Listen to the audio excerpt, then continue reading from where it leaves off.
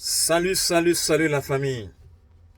Je suis obligé de réagir à propos du coup d'État qui s'est passé au Gabon. Les Gabonais sont fiers parce que Ali Bongo est tombé. Et c'est bien vrai, Ali Bongo est tombé, a été lâché par son maître français. Donc Ali Bongo a bel et bien été lâché par la France. Et ce coup d'État-là, la France a bel et bien la main mise là-dessus. Je m'explique. La France, là, a toujours réprimé tous les coups d'État, là où lui-même, il n'est pas acteur. Exemple, au Mali, la France s'oppose à ce coup d'État.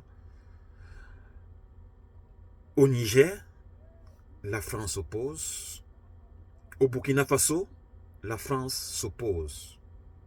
Au Tchad, Macron lui-même est parti l'installer, le fils d'Idriss Déby. Voilà au Gabon. La France dit quoi? C'est un régime dictatorial qui a tellement duré. C'est-à-dire, les gens en ont marre d'entendre parler d'Ali Bongo. Et comme ils savent que les Africains n'en veulent plus de ce nom, il faut maintenant trouver un autre nom. Mais ils sont partis. Qui a fait le coup d'État? Qui? Le neveu d'Ali Bongo.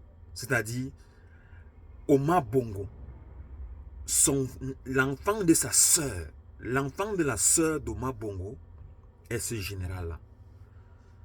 Donc ça veut dire que ça sort toujours, c'est-à-dire que c'est toujours un lien familial qui est là. La corde Bongo continue à être mise en place, mais un peu de longue génération. Mais le pouvoir tourne toujours autour de la famille Bongo. C'est ça qui est la vérité. Je dis ça pourquoi? Parce que la France ne parle pas, ne pleurniche pas. Au Gabon, il y a 600 soldats français là-bas, une base militaire française. Ils n'ont pas appelé l'Union africaine, comme ils ont dit non, c'est un coup d'État illégal, il a gagné les élections, un président démocratiquement élu, ce n'est pas possible. Moi, je n'ai pas entendu, peut-être vous les autres, vous avez entendu parler de ça, mais moi, je n'ai pas entendu parler de ça. C'est pourquoi je dis ceci, la France a la main mise dans ce coup d'État. Peu importe ce que les gens vont dire. Oui, c'est bien vrai, Bongo est tombé, les gens n'en veulent plus, les Gabonais sont fiers, moi-même je suis fier, mais il faut maintenant que le peuple gabonais doit maintenant mettre en place des institutions fortes ensemble. C'est de ça qu'il s'agit. S'il n'y a pas des institutions fortes et qui doivent être sues et connues par le peuple, les contrats signés de pétrole, les contrats signés des ressources minières doivent être sus par le peuple. Où vont cet argent? Comment c'est reparti? Le peuple doit le savoir.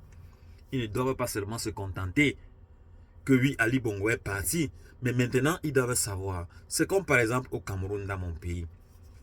Actuellement, je pense que, ça c'est mon analyse personnelle, je pense que Paul Biya va partir de ce pouvoir-là. Raison pour laquelle il est parti voir Poutine pour renouveler les accords militaires. Pour se protéger, lui, il maintenant assurer la place de son fils. La succession doit continuer parce qu'il ne veut pas laisser. Il ne veut pas laisser. Il n'est pas question de laisser. Parce que coûte que vaille, la France va faire la peau de Paul Biya pour avoir trahi leur accord. Vous voyez, Paul Biya est en train de retirer tous les accords, toutes les conventions qu'ils ont fait avec la France. Et la Sonara a brûlé. Il prend maintenant la Sonara. Qui reconstruit la Sonara? C'est une société russe qui reconstruit la Sonara. Ça veut dire qu'il tourne le dos à la France. Ça, c'est mon analyse. Donc, regardez là où la France va faire la peau de Paul Biya, à coûte que vaille, et il ne peut pas échapper. C'est le grand maître. La France est le grand maître. Donc, n'oubliez pas qu'au Cameroun, le nouvel ambassadeur du Cameroun, là, c'est un général. Un général. Donc, vous allez voir ce qui va se passer en 2025 au Cameroun. Parce que les élections vont se passer. C'est-à-dire que celui qui va remplacer Paul Biya, le candidat du RDPC, il n'y a rien qui peut empêcher qu'il puisse gagner. Si vous-même vous nommez le président du conseil le président, comment on appelle encore, du tribunal, du conseil constitutionnel, nommé par Paul Biya, un retraité qui a été rappelé et nommé par Paul Biya, et l'ECAM, nommé par Paul Biya. Mais vous voulez que Paul Biya, ces gens-là doivent dire que Paul Biya a perdu. Même si vous allez voter 100% contre Paul Biya, mais il y a un seul vote de force. Une seule voix de force finale, qui est la lecture du président constitutionnel qui va seulement dire oui, Biya a gagné. Ou bien le représentant de Biya du RDPC a gagné, le candidat du RDPC a gagné, l'association a gagné. Ce n'est que ça. C'est ça qui va se passer. Donc, n'attendons pas à dire que oh, si c'est là, machin, truc. Même si, comme j'entends les gens dire que oh, allez vous inscrire, ça ne sert à rien.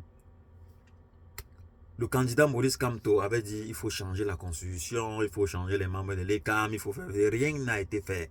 Rien. Et il va en 2025 dans ces mêmes conditions-là. Je demande, il faut aller faire les études à la Sorbonne pour comprendre que le candidat de RDPC va toujours gagner. Tout est clair, puisque celui qui dit, il lit ce que lui il veut dire, il ne lit pas ce qui est vrai. C'est ça qui est la vérité. Donc, la France va faire la peau à tout prix à Paul Biya. C'est clair. J'ai vu également Sassou Nguesso là-bas, dans le truc de la réunion de Russie. La France va faire la peau également à Sassou Nguesso. Il est inadmissible que le fils, la continuité royale continue. Donc, au Cameroun, la majorité des Camerounais ne veulent plus une suite Franc-Biya. Une suite Biya. Donc, pour dire Franc-Biya. Lorsque je vois les gens disent oh, les franquistes, moi j'analyse simplement. Hein. Je ne suis plus dans ce pays de misère du Cameroun là où les gens pensent que seulement ceux qui sont partis à l'école qui ont le droit de parler. Il va te dire, ah, je parle par celui-là parce que c'est qui, c'est quoi, parce qu'il sait lire, il comprend français, il est intellectuel. Les autres sont parce qu'il lit et comprend français. Français qui n'est pas une langue du Cameroun, la langue du colon. Il la lit, il la comprend, il la récite bien, il la retient et ils se disent intellectuels parce qu'ils récitent les livres. Mais eux-mêmes, ils n'ont rien créé. Ils n'ont rien mis en œuvre pour que les gens... Ils n'ont rien écrit. Maintenant, mettre à la disposition des Camerounais que oui, bon, voilà le docteur tel qui a mis tel ouvrage qu'on doit lire, il a apporté tel nouveau système qu'on doit apprendre. Rien, ils n'ont rien apporté. Tu entends seulement la citation, comme disait Aimé Césaire, comme disait Platon, comme disait Newton. Et lui-même, il dit quoi? Rien du tout. Bon, c'était juste une parenthèse, hein, pour ces soi-disant intellectuels du Cameroun parce qu'ils parlent français. Même la langue que je parle là. Moi, je suis Yambassa, je suis Bafia, je suis Eton, je suis Biti, je suis Nordis, Douala et tout. Donc, en même temps, donc je suis Camerounais. Donc, Camerounais vient du nom Rio dos Camerounais, donc une crevette. Donc, nous sommes des crevettes, tous. Nous sommes tous des crevettes, donc on peut nous manger. Comme ils ont l'habitude de faire, oh, machin, truc, là, tu parles quoi là, nous sommes des nourritures. Donc, c'est une parenthèse. Mes chers frères, mes chers Camerounais, sachez que la France va se venger contre Paul Biya. Il n'y a rien à faire. La France va faire sa peau. Ah oui. Donc, attendons seulement. On va voir. Ça, c'est mon analyse. Hein. Donc, tout va arriver. En 2025, là, vous qui êtes à Yaoundé, là, commencez à aller vous reculer dans les frontières, les villages, un peu très loin, parce que ça va partir. En bon entendeur, salut.